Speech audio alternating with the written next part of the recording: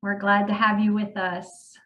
Let's let everyone get back into the room. I hope you had a good few minutes break and are ready to dig into the next portion of our time together.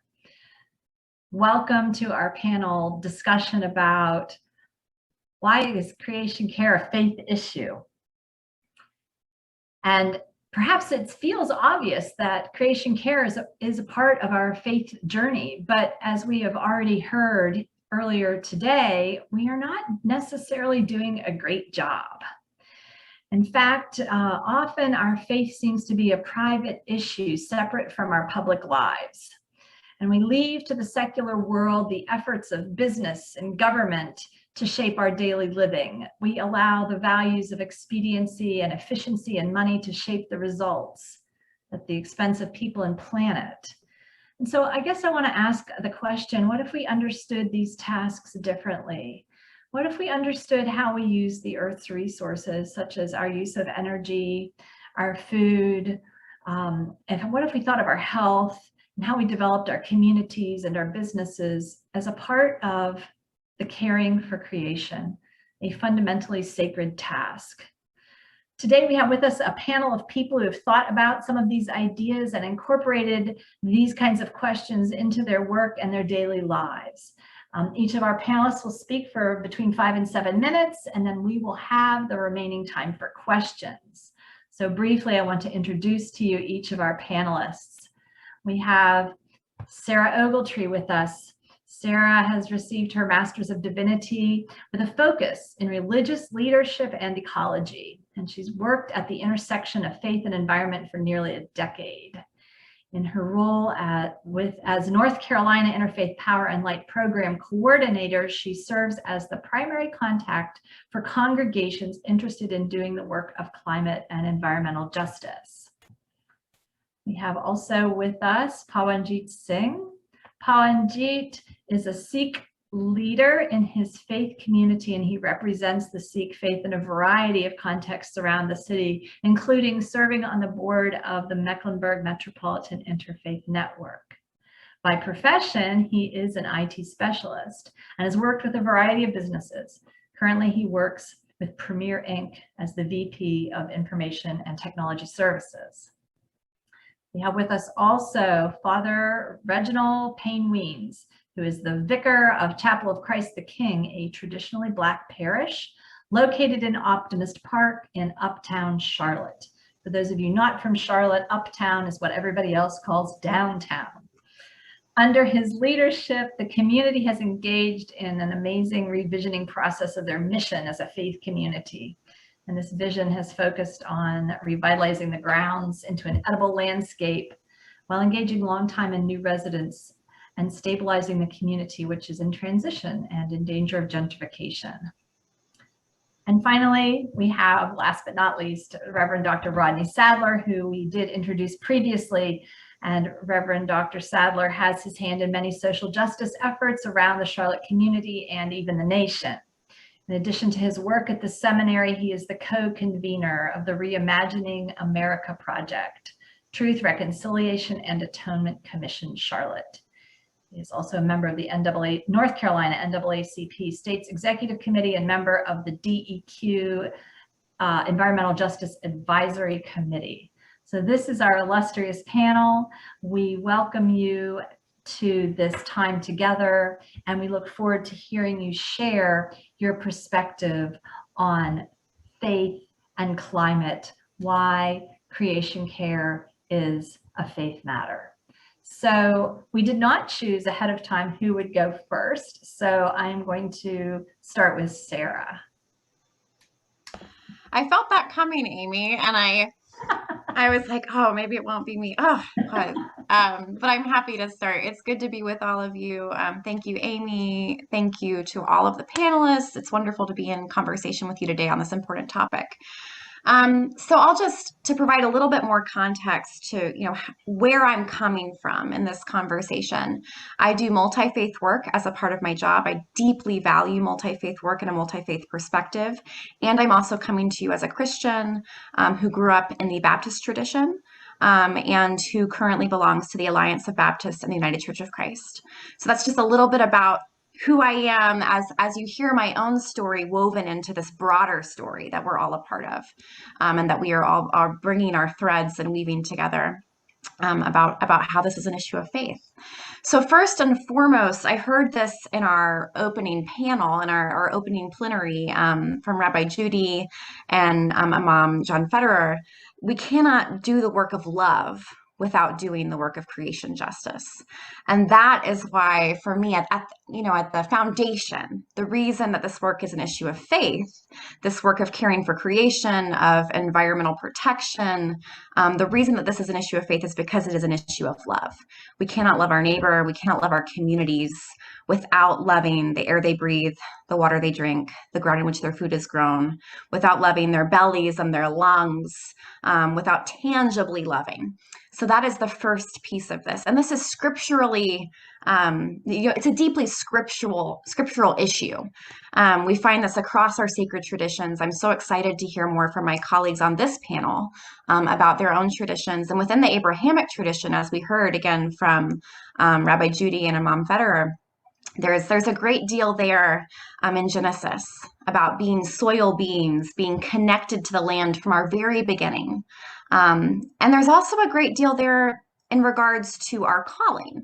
So Rabbi Judy named Genesis 2:15 as one of the scriptures that calls us, that the Lord God placed the human and put them in the garden to till it and keep it. I love that text. I read a lot of Ellen Davis, who is a wonderful Old Testament theologian, and she refers to that text as our first human job description, that we have been placed in the garden of creation, the garden of this world, to till it and keep it. And she goes to the Hebrew, avad and shamar, and translates those words as protect and preserve. So our first human job description is to protect and preserve the world that we belong to. Thank you, Rodney. That's all Ellen. I'm just giving you some Ellen, and she's wonderful. Some other texts that I go to in my own tradition, Matthew 25. The work of climate justice is the work of caring for people who are marginalized and oppressed, and liberating. It's the work of liberation. Rabbi Judy also mentioned a wonderful quote that I love so much, about how our liberation is tied up together. And I think that is something that we see in Matthew 25. We are called to feed the hungry. We are called to give water to the thirsty. We are called to visit the prisoner, to welcome the stranger. All of this is work that is impacted by climate injustice. And all of this is work that climate justice helps us to do. So I'll speak more to that momentarily. Again, we cannot love our neighbor without doing this work. And also God said that it was good. God said the world was good. We are called to inhabiting this world and loving this world in a way that acknowledges this world, this physical world, the soil, the land, the water, and again, our part in that ecology as good. So that's that sort of scriptural basis for me. That's what I'm drawing from when I think about this work. But as I said, the climate crisis, it is a crisis of justice. And again, we are called to love. And a part of what love looks like is justice. We are called as people of faith to do the work of love. We are called as people of faith to do the work of justice. So the climate crisis, we know that so many people have already been displaced by the climate crisis, have already lost their homes. So many people have already lost their lives to the climate crisis. We know that Black and Brown and Indigenous people and impoverished people are feeling the brunt of this, are feeling this first and worst. Again, a justice issue. We know that just last year, when we saw wildfires raging across our West, that 500,000 people in Oregon had to leave their homes. This is a crisis that affects all of us. We know that farmers, as saltwater infiltration impacts agricultural land, they can no longer farm. They no longer have a livelihood. We know that trauma is affected to this. We know that as storms hit us, not only are our lives threatened by those storms, but also these are emotional and mental storms that are difficult to recover from. So this is a part of how we do justice and a part of how we love people well. We have to think about, food. Amy mentioned, why are food issues creation care issues, and why are they faith issues? The work of feeding people is the work of making sure that crops can grow, And in a climate impacted world, that's harder. That gets harder and harder and harder. Many of the migrants coming to our country from Central and South America can no longer grow food in their communities because of climate impacts. So again, the connections, again, interconnectedness is just so, so great. So this is work of faith because it's work of justice. We are called to the work of love. We are called to the work of justice. The last things I want to mention, I know 5 minutes, I have no idea how long I've talked. So I'm just going to wrap it up. But I want to name that I think, yes, this is a faith issue, and it's deeply important for people of faith to talk about it that way and to think about it that way, because this movement needs us. There's a really great quote from this guy, Gus Speth, who's a climate advisor. He worked at Yale for a long time. And he says, I used to think that the top environmental problems in the world were biodiversity loss and climate change, and that in 30 years of good science could fix that. And he says, but I was wrong, because the top environmental problems are greed and selfishness and apathy. And those are not scientific problems. Those are spiritual problems. And we need a spiritual transformation to address them. So guys, that's us. That's our work, right? Our work is the spiritual transformation. People of faith are storytellers. They are culture weavers. They are networkers, and they are moral compasses in communities. So we have this incredible opportunity to help a movement find its soul, and to help a society be called back into right relationship with the earth and with each other. Again, remembering that when we care for the planet, we are caring for people. And if we're ever talking about caring for the planet without caring for people, we need to realign. The last little bit I'm just going to name, there's so many ways to engage in this work. I want to uplift the All We Can Save project as a really wonderful new initiative that can help you think intersectionality about where you might fit in, intersectionally, excuse me. And I also want to uplift ncchurches.org/advocate is a page that we have been curating at the Council of Churches and within NCIPL to help communities of faith advocate for policy right now that can do that work of love around creation justice. So there's a few different calls to action there that you can engage in with your congregations. And again, I'm really grateful to be with you. Thank you so much, Sarah. That was beautiful. Well, we are going to move on and hear from our next speaker before we open it up for conversation and response. Who would like to go next among you gentlemen? I could pick according to who's on the screen if you want me to. That means I would go next to Reverend Reggie Painweens. I'll be glad to go next. I'd like to say thank you to Amy and Green Faith for inviting me to be a part of this conversation. It doesn't surprise me that a lot of what Sarah said, I also had in my notes. We tend to, as Christians, think about this in a similar way. And I wanted to first talk about one of the things that I've seen Christians struggle with on this issue is the use of dominion, the word dominion. And we have misinterpreted that word. We use it to mean we can do anything we want to with the creation that God gave us. When the Hebrew, the word radah is the Hebrew word, which means walk among things as though they were equals. Walk among as equals, and to me that talks about respect. And one of the things that has driven me and the congregations that I work for is the love your neighbor, the challenge that God puts to us to love our neighbor, and what does that mean? And one of the things that happens in that passage when Jesus says love our neighbor, the way people respond is, you mean love our neighbor except for, and Jesus said, no, I mean love them too. Well, what about this? Don't love them too.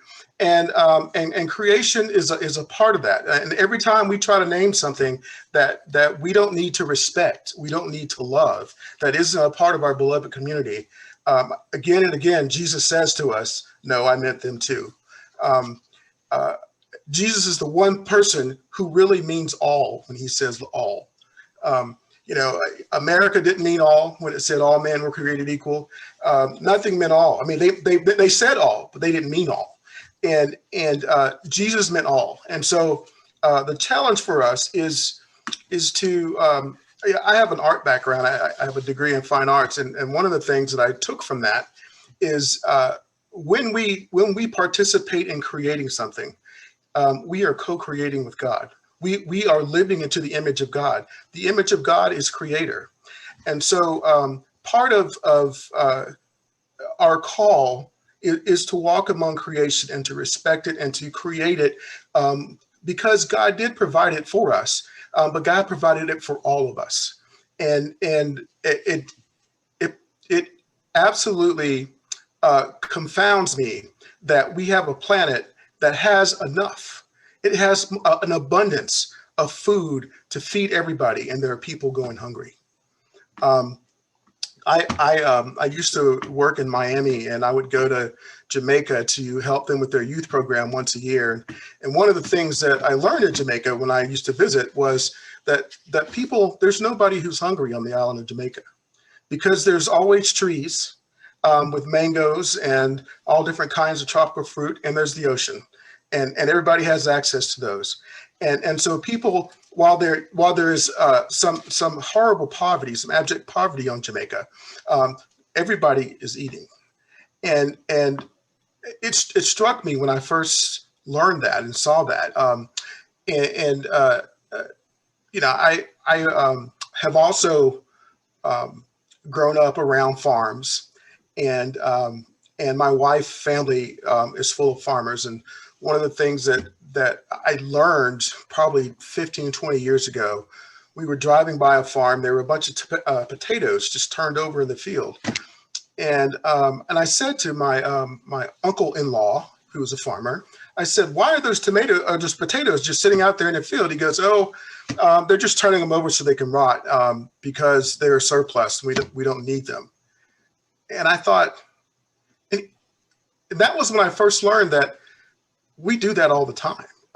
We Americans, our farmers, sometimes are paid just to let stuff rot in the field, and there are people starving. And I just think, as Sarah said, people of faith need to figure out a way to make a connection with that food with people who are starving. And there's just no reason for there to be any person hungry in this world. And we have the resource. We have everything we need already.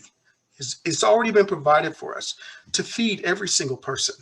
It is an absolute travesty that there are people starving in America or anywhere. And God is calling us. Our God, as we understand it, walked among us. And when God walked among us, he taught us how to, through our relationships, to become what Bishop Curry calls the beloved community, right? He taught us how to do that. And we are called to do that through our interactions with one another. We're called to walk among the beloved community and to make those connections, whether it's through food, through the environment, and any number of creation care issues. We have an opportunity to live into the abundance. Scarcity is not something that comes out of Christianity. I don't understand Christians who talk from that point of view. God has always provided. And I believe it's important for us to deliver that message. That's part of the good news. Whenever we have needed it, in our most desperate time, God has provided for us. And it is a shame that we don't always recognize that, and that there are people dying because of it, because we don't believe there is enough. And those are the kind of things that drive me. The community that I worship in and lead right now have always tried to figure out how God has called them to love their neighbor in the current time. 30 years ago, they loved their neighbor by providing an after-school program for 80 kids in the community, and it thrived, and it was wonderful. And you know, as many of you know, in a community, there are times when you look around and you say, this is what this is what fed us. This is what God called us to do. And that cycle ended, and they didn't know what to do. And they kind of sat there for a while waiting for the kids to come back, and they never did. And they had to figure out what to do next. And that led us to what we're doing now, which is the edible gardens. And we're providing food in a food desert. And that's what's driving me and the community that I worship in at this point. That's so beautiful. And I'm going to put a plug in for you. Father Reggie is going to talk in one of the next panels about how to really dig in and do that work in your community. So that's really wonderful. And I'm struck, Sarah, the images of love and justice, Father Reggie, the image of creation, co-creating and abundance.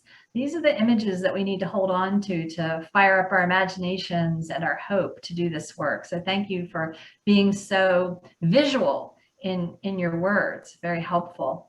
So if I could, I'm going to call on Pawanjit Singh next to share his perspective. Thank you. Thank you, Amy. Sarah, Rev, Reggie, thank you for sharing your perspective. Honestly, as I was listening to both of you, I kept thinking there is absolutely nothing in the sixth scripture that is different than what you have already shared. Living in harmony, finding God in the creation, the concept of justice, that it is, when we talk about justice, it is not just about social justice or equality. Justice is about all the impact that we are creating. And in the process of that impact, we sometimes end up sidelining some communities. What I want to highlight from sixth scripture, and I'd like to also, in addition to taking it to food security, I also want to somehow relate it to health, is, if you have been to a Sikh temple or a Gurdwara, and similar to Bible, there is a holy book called Guru Granth Sahib. The very first letter, very first word is Ek Onkar, and it gets repeated over and over again throughout that book. We call it Guru Granth Sahib, and it essentially means one God in everything we see, and that's the core philosophy. So that first hymn, which is about 3 or 4 pages, rotates and introduces this concept. So I just want to hone on to that concept and then relate it back to food security and health. So if I, believe and live the life of what the religion is teaching me, whether it is Christianity or Islam or even Sikhism, and with this concept that God is in you, it's in me, it's in the creation, we see the respect automatically comes. And when we are wasting food, right, we sometimes go to the restaurant and we order more than what we need. It is really the greed inside us that is taking over, and not that fundamental respect that food comes from a source that is respectful. And when we go and for our, because we want to live in bigger homes, because we want to show status, or we want to drive a certain type of car, even though it may not be giving as many miles per gallon, because we believe in a social stature, that is being disrespectful in a way, right? And I think that is the core concept of Sikhism, is living with this idea that God is in you, it's in me, it's in everything we see, and we have to live in that command, which is called hukam in Guru Granth Sahib or in Sikhism. It essentially means living in harmony with your nature, living with respect with your nature. There is at the end of the first hymn, which is the foundation of Guru Granth Sahib, there is a small piece that I want to recite, 4 sentences. It says, Pavan Guru Pani Pita. Pavan is air, Guru is the teacher, ultimate teacher, right? Pani is water, Pita is father. Pavan Guru Pani Pita, Mata Dhart Mahat. Mata is mother, and Dhart is the Mother Earth. And I've in the keynote, I heard Mother Earth few times. I know one of you mentioned that, right? So same concept. And essentially, it goes on to say that दिवस रात द्वे दाई दाया खेला सगल जगत चंगियाइयां बुरियाइयां वाचे धर्म दूर कर्मी आपो आपनी के नेड़े के दूर.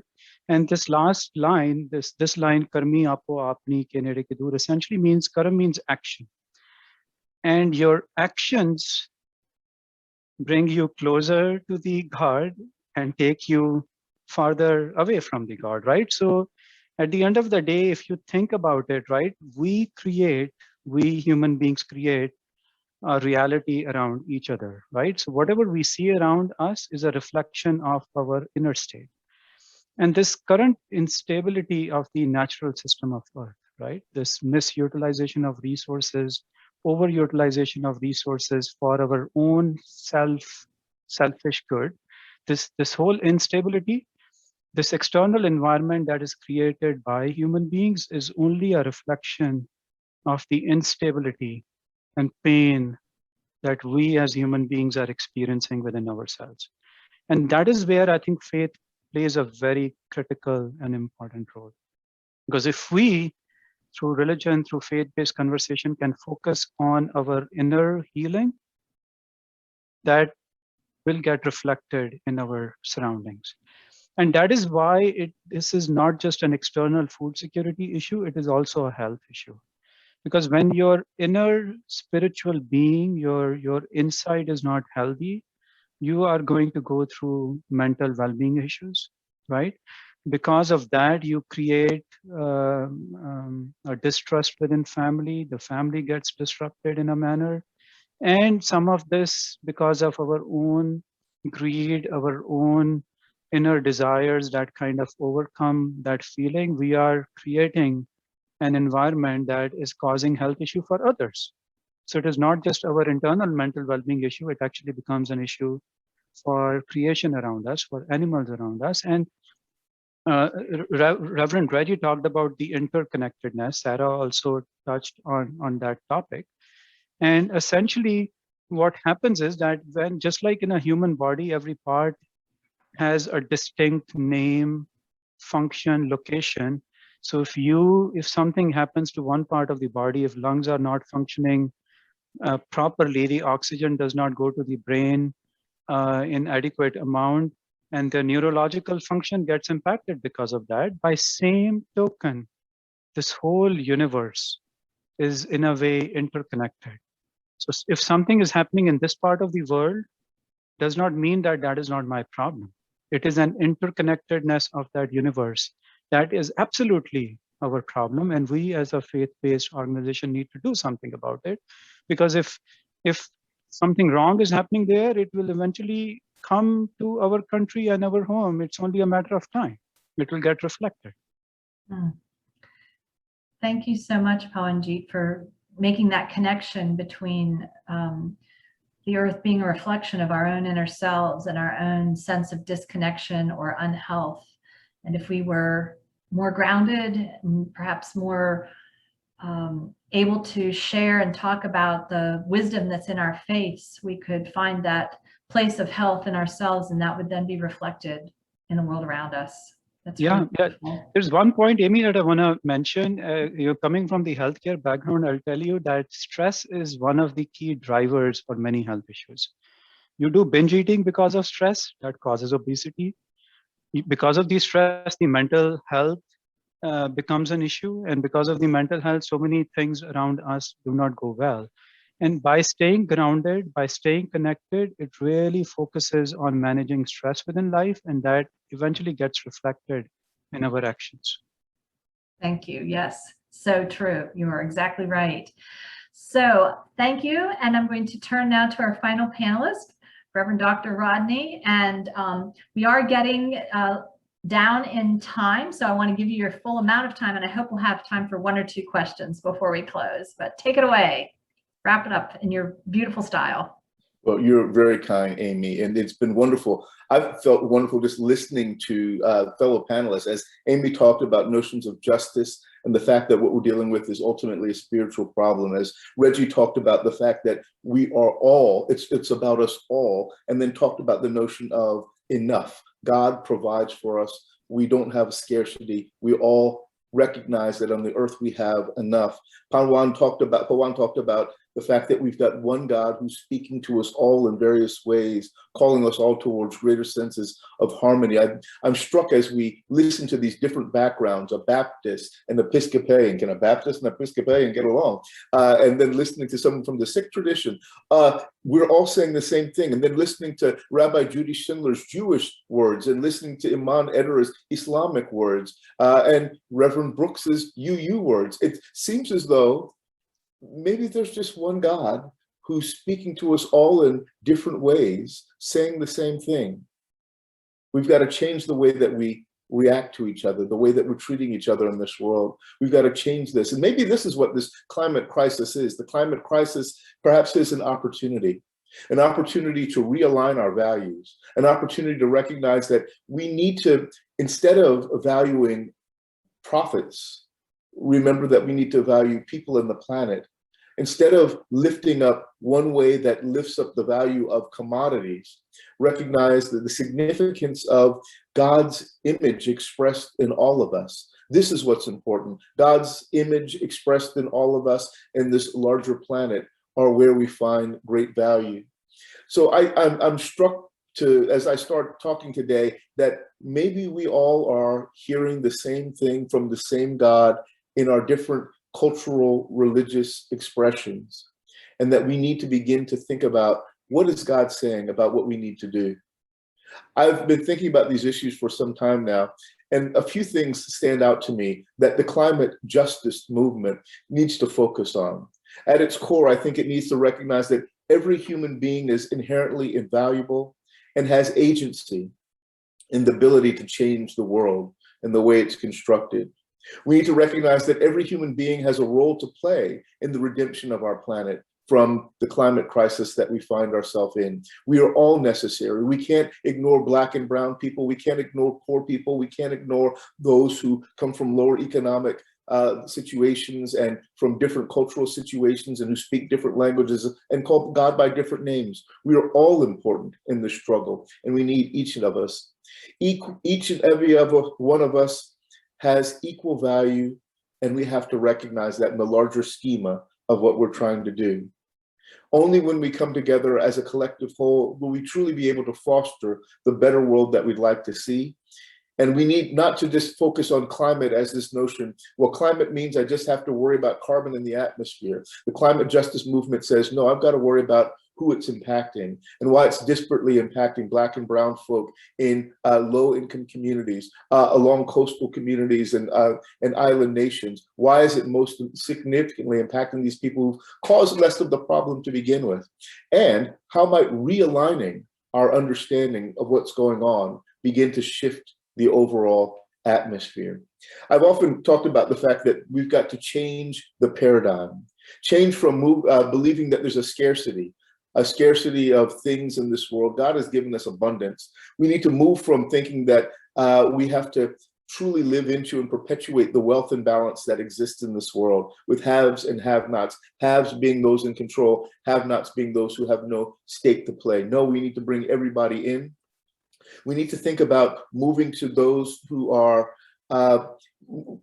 calling to account those who have taken advantage of the larger system and saying, no, no, no, that's no longer the way that we can do this. We have to hold people accountable in this system to be fair and just to all people, because the same lack of fairness and justice that has impacted us with slavery and with segregation and with all of the other horrors that we see socially are the same people that are impacting us with a disparate attribution of resources, wealth, power, and privilege in this world. It's that mindset that we have to get beyond. It's that mindset that is ultimately the enemy. It's not, I mean, I know this might be an unpopular thing to say. Our ultimate enemy is not Duke Energy. It's not Exxon or any. Our ultimate enemy is the mindset that allows us to believe that some of us deserve to have more than others. The hierarchy of humanity that seems to be so deeply seated within our mind. Issues like race and nationalism, these are the things that we ultimately have to move beyond. Amen. And ultimately, we can no longer just focus. I love that. I got an amen. Woohoo! A Baptist preacher. That sounds pretty good. And ultimately, we've got to realize that in order to sustain the planet going into the future, we have to think about different ways in tearing up the planet, stripping out coal, stripping out oil, stripping out natural gas. But why don't we trust that our God can provide our natural resources through the energy that we need through God's solar energy and God's wind energy and God's hydroelectric possibilities, that there's so many other ways to produce energy that are less destructive to the planet and to its people. So what I'm calling for right now is a realignment in the way that we think. And again, this is deeply spiritual work. And this is where I think we as people of faith need to step to the forefront. We have to claim our responsibility to help people change the way that we think and change our collective mindset. It's only once this is possible that the true possibilities can come about. I think we need, I've said this before, a cleaner, greener world. And by a cleaner, greener world, I mean a world in which we no longer continue to perpetuate the imbalances that have left Black and brown people out of our current economic model. By shifting to a green, renewable energy system, we provide opportunity for people who've been left out of economic opportunity to come in and get jobs at a living wage, jobs converting power plants into solar energy plants, jobs transforming coal industries into renewable energy industries, jobs changing our transportation system into that which is a sustainable mode of transportation, non-carbon producing. These are good jobs that will pay good money, that will give people who've been left on the margins an opportunity once and all to be in the Black. Black and brown folks in the Black. That'd be a nice change in this world. We need to take advantage of the possibility of making a change in this moment. A change in our mindset, and then a change in the way that we produce energy. And if we can do these things together in a concerted way, then I think that we have a much brighter future ahead of us all. This ultimately is not just the work of communities, this is the work of God in the midst of this world. As Dr. King says, we can be co-workers with God in this great work. And I think that this is what we're calling each other to. In this conference, I think that this is the heart of this conference. How do we change our spiritual selves?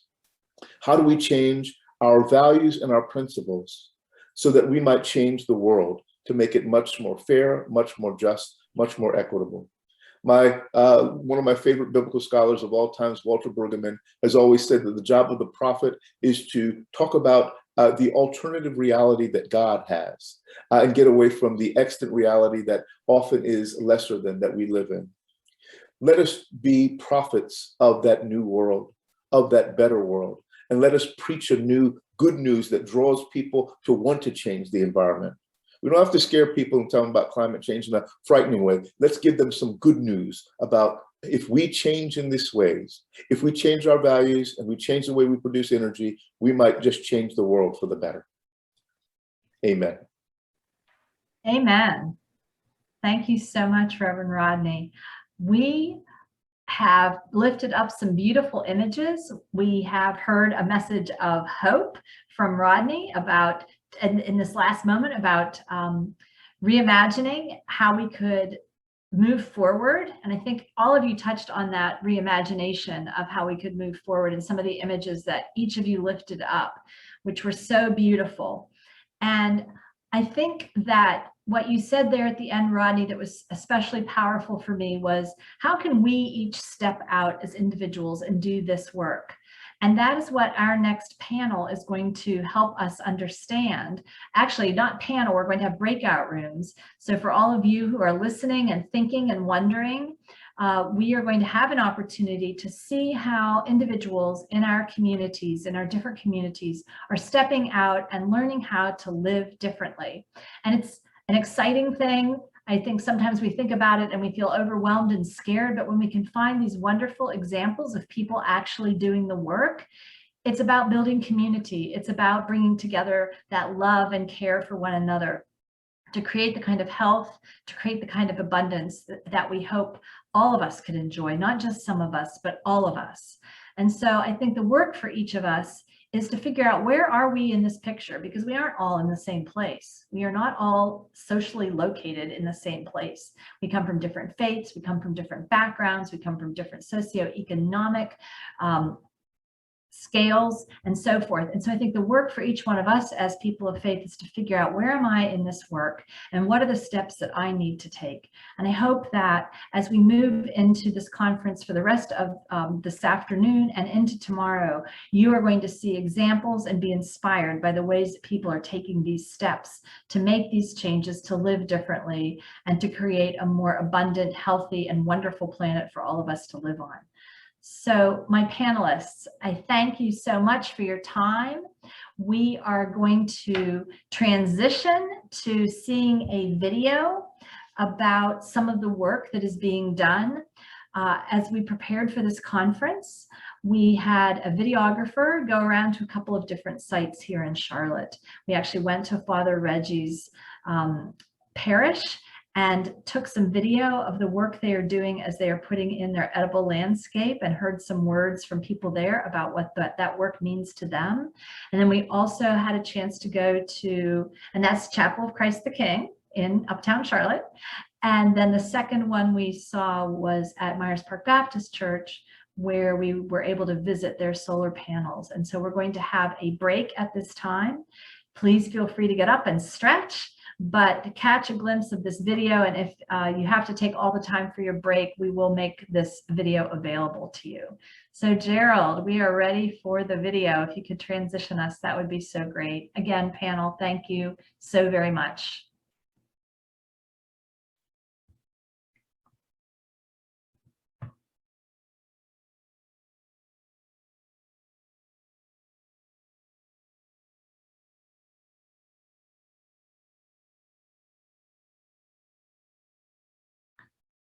Gerald, I don't know if you can hear me. We don't have the sound.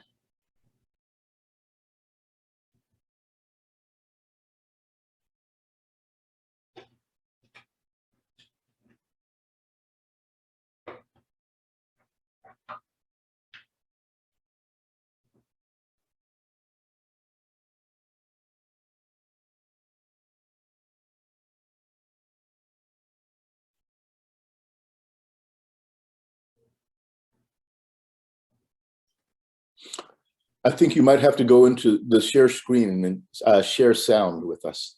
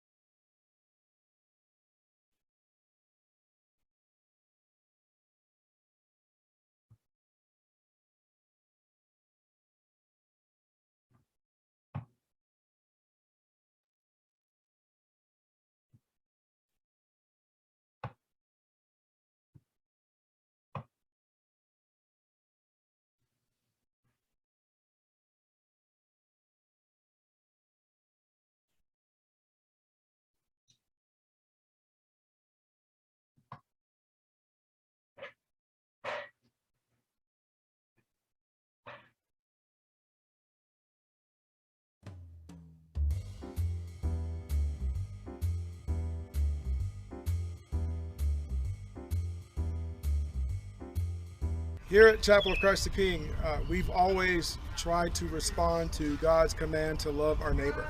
That the best way for us to love our neighbor is through food.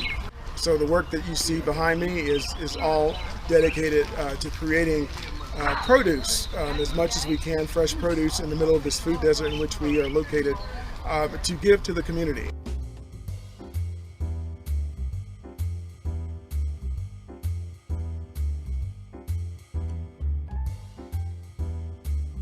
My name is Amy Brooks Paradise, and I work with Green Faith, which is a multi-faith global and environmental and climate justice network, which means I work with individuals and congregations, houses of faith, who are interested in learning more about how to care for creation and fight for climate justice in our communities, in our congregations. I think it's exciting to see the plan here of, I think it's peaches and plums, orchard, and raised beds that are particularly high for folks in wheelchairs as well.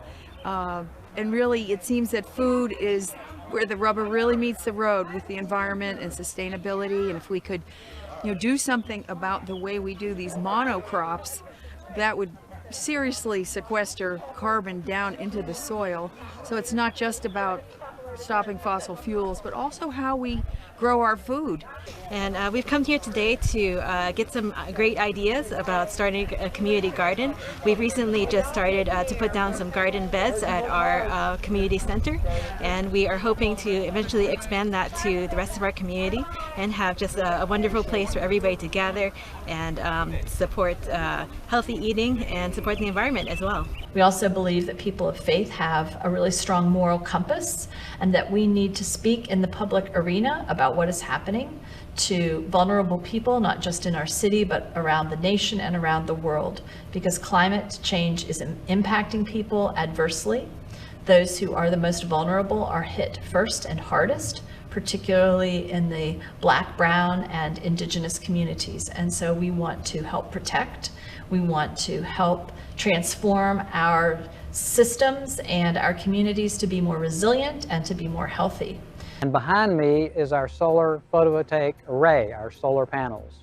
We put these panels up in 2011, so it's been 10 years now.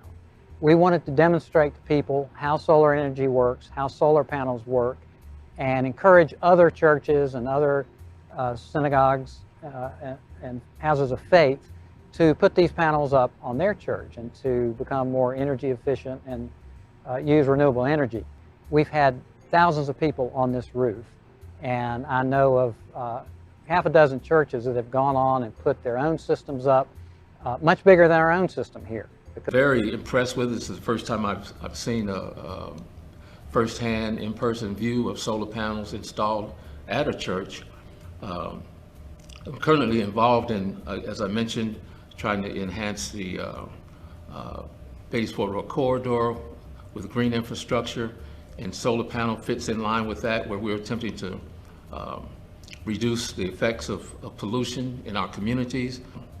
These are the types of amenities that we would like to get introduced into our community as well, and we would also like to see the churches that are in our community take the lead and also institute these pollution reducing amenities.